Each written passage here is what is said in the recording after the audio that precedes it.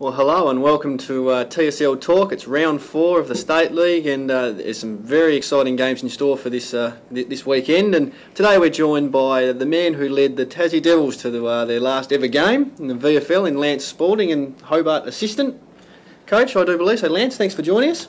Pleasure, Adam. I guess we'll start with the Tigers, mate. I was chatting to Graham Fox last night, and you've been hit by injuries. You've lost a couple of Mariners guys. It's what have you done up there, mate?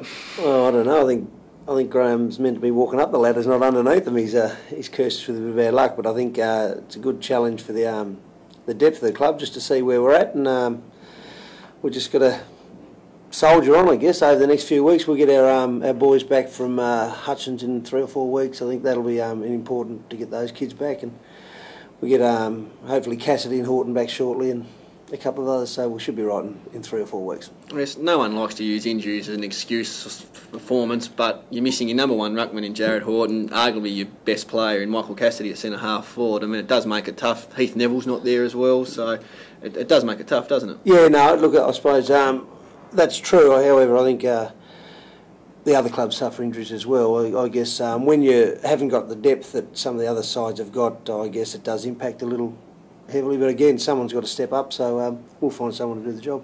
I guess the Tigers head down to Lauderdale this weekend to take on, I guess, an upset win by the Bombers against Glenorchy at KG5. They're playing their first home game, and the ground's been redeveloped, so it's just another tough ask. Yeah, it's a big game. It's a big game for both clubs. I think the clubs have got a bit of history about them too. I think it's been that way for a number of years, and it'll be an interesting duel. I think Windy's got the Bombers down there flying at the moment.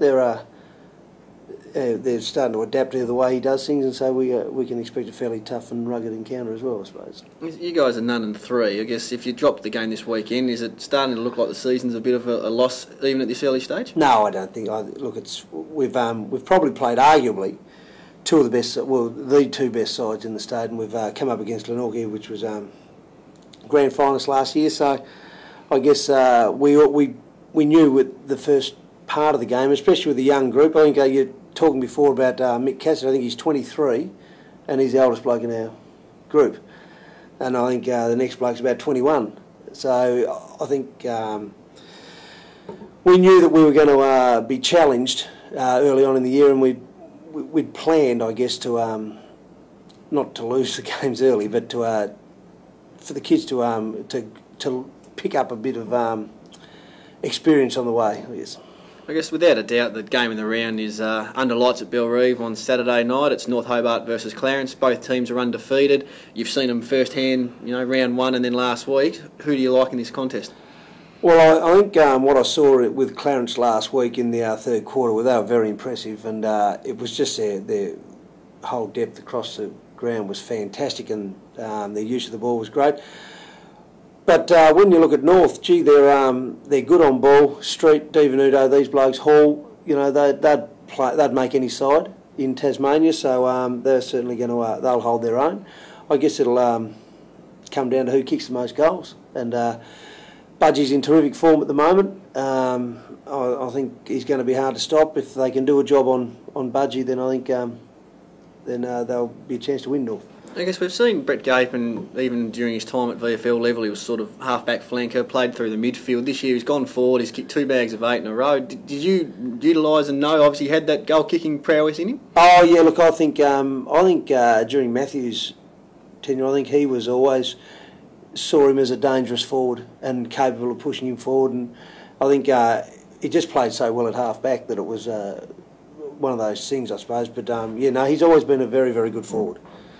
And then you've got Glenorchy. They travel up to West Park, take on Burnie, who have been a bit of a surprise packet. Many tipped them to struggle given the exodus of players they had. But Magpies are 1 and 2, and I guess at West Park it's another danger game for them. Well, it is a danger game. I think Ben himself said they beat us convincingly at KG5 and apparently weren't happy with the win, with the way they're travelling. So and then they've got knocked over last week. So I suppose they've got their concerns, and Burnie are never easy up there, and it's a long day on the bus. So Burnie are a real chance. With Glenorchy, you saw them 2 weeks ago. Did you notice anything different about sort of their form from this year compared to, especially the latter end of 2009? Oh, look, it's hard to judge. You tend to compare things to, they're playing us as opposed to when you're watching them play Clarence. But the same, they've got terrific players in Bowden and Bowring and these sort of blokes around the ball. What I did notice is that they're a lot younger than people give them credit for, like Dilger and Arnold and these blokes. They've got their share